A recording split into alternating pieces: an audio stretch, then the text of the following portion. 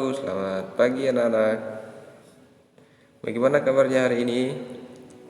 Tentunya sehat ya. Oke. Baik, hari ini kita akan mempelajari tema 2, yaitu pada pembelajaran PKN, di mana di tema 2 ini kita akan mempelajari tentang pertumbuhan dan perkembangan manusia. Berarti di sini kita akan mempelajari bagaimana pertumbuhan dan perkembangan kita. Kita ketahui dulu bahwa manusia adalah salah satu makhluk hidup. Kita ini termasuk dalam makhluk hidup, seperti apa yang telah diajarkan oleh subtema 1 kemarin. Yang termasuk makhluk hidup itu adalah siapa-siapa, apa saja, tumbuhan, manusia, dan hewan. Hari ini kita akan pelajari perkembangan kita sebagai manusia.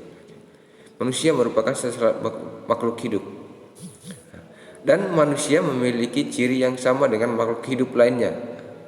Salah satu ciri manusia sebagai makhluk hidup adalah mengalami pertumbuhan dan perkembangan. Kita sebagai manusia tentunya akan bertumbuh dan berkembang. Oke. Kita di sini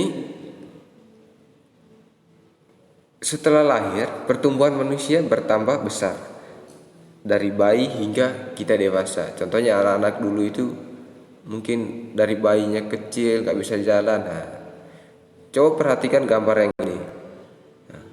Gambar ini menunjukkan perubahan. Maaf ya, di sini bukan gambar di atas tapi gambar di bawah ya. Perubahan yang dialami Udin hingga ketika Udin yaitu mengalami pertumbuhan dari tidak bisa berjalan menjadi bisa berjalan. Inilah yang dinamakan perubahan manusia.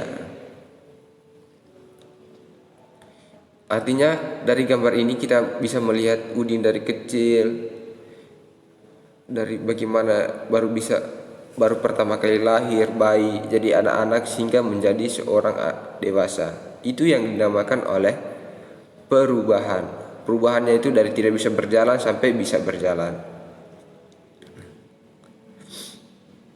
Oke. Selain tinggi dan berat badan, setiap orang juga memiliki kekuatan yang berbeda. Misalnya, kekuatan juga dipengaruhi oleh beberapa faktor. Misalnya, perbedaan pertumbuhan tulang dan otot. Semua perbedaan merupakan anugerah Tuhan. Kita wajib mensyukurinya. Kita sudah mempelajari kemarin itu di subtema 1, mensyukuri apa yang diberikan oleh Tuhan. Ya, walaupun kita tidak seperti sempurna seperti orang lain, paling tidak kita sebagai manusia harus mensyukuri apa yang kita miliki. Jangan sampai nanti kita melihat orang lain, oh dia kok bisa begitu ya, saya nggak bisa. Jangan begitu. Artinya kita harus mensyukuri apa yang ada dalam diri kita. Menghargai perbedaan. Oke. Perubahan dan tinggi dan berat badan manusia berbeda-beda. Kekuatan manusia juga berbeda-beda.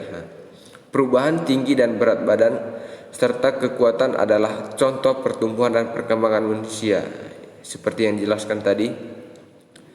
Misalnya kelas 1 kemarin anak-anak beratnya itu misalnya 20 kilo. Sampai sekarang udah kelas 3. Tentunya ada yang penambahan berat badan.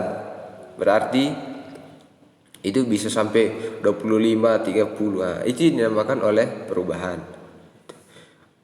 Awalnya kelas 1 kemarin anak-anak itu tingginya hanya berapa meter. Sekarang udah tambah tinggi. Coba kalian perhatikan contoh di bawah ini. Ini perhatikan gambarnya itu. Gambar yang pertama itu contoh seorang anak tidak bisa mengambil bola yang lebih tinggi. Lebih tinggi.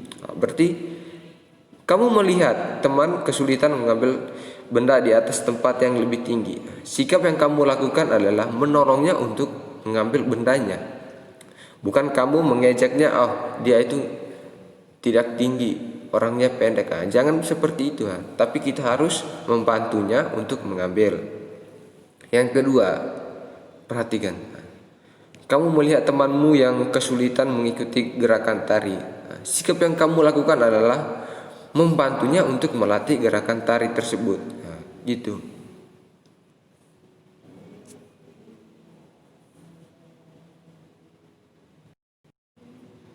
Baik.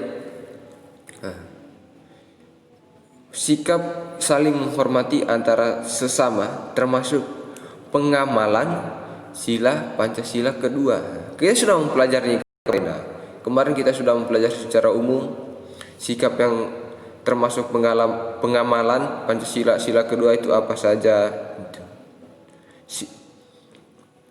Contoh dalam kehidupan sehari-hari itu apa saja.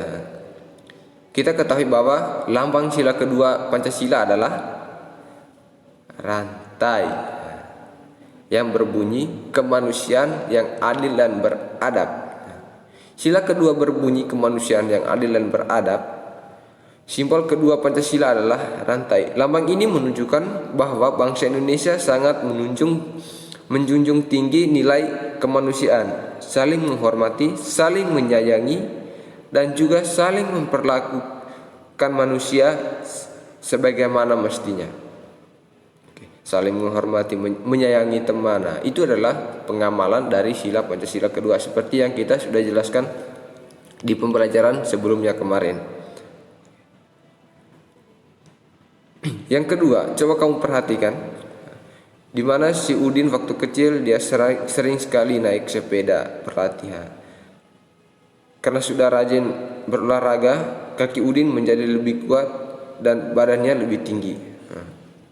Yang kedua, saat kecil Edo hanya dapat menendang bola, sekarang Edo sudah menjadi pemain bola.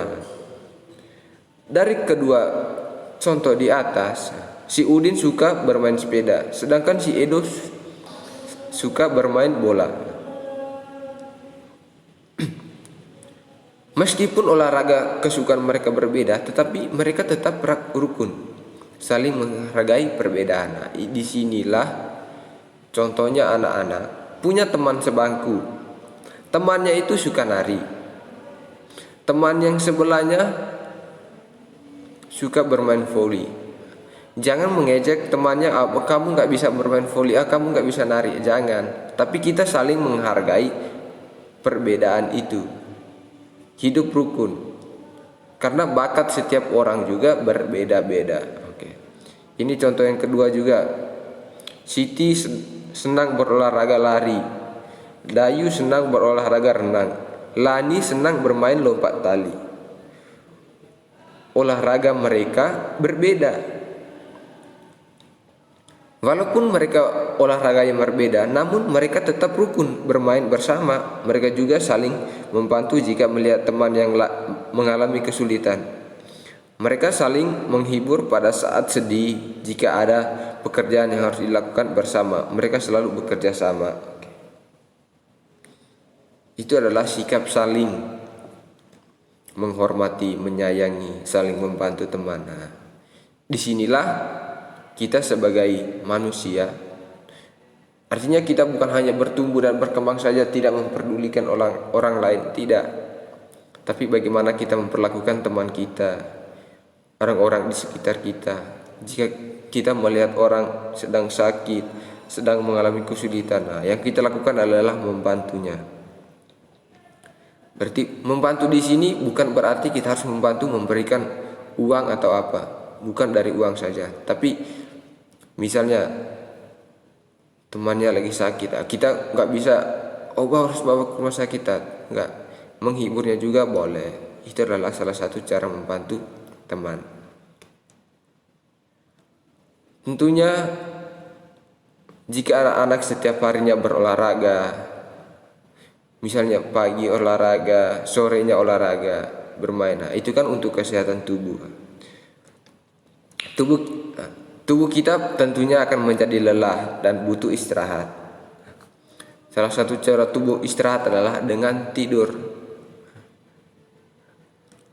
Oleh karena itu kita perlu tidur yang cukup untuk kesehatan tubuh kita. Karena itu ada hal-hal yang dilakukan sebelum tidur, yaitu mencuci kaki, menggosok gigi, dan berdoa. Namun cara berdoa setiap agama berbeda-beda. Kita harus menghargai perbedaan tersebut.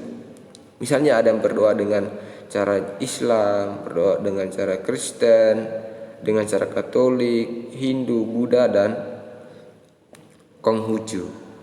Oke. Jika kalian melihat teman-teman kalian itu berbeda agama, jangan mengejeknya atau mengganggunya pada saat dia beragama. Karena menghargai perbedaan itu adalah salah satu contoh yang paling kita harus lakukan dalam kehidupan sehari-hari. Oke. Baik anak-anak, sampai di sini sudah mengerti? Saya harap mengerti ya. Oke. Nanti materi ini silakan dipelajari lagi.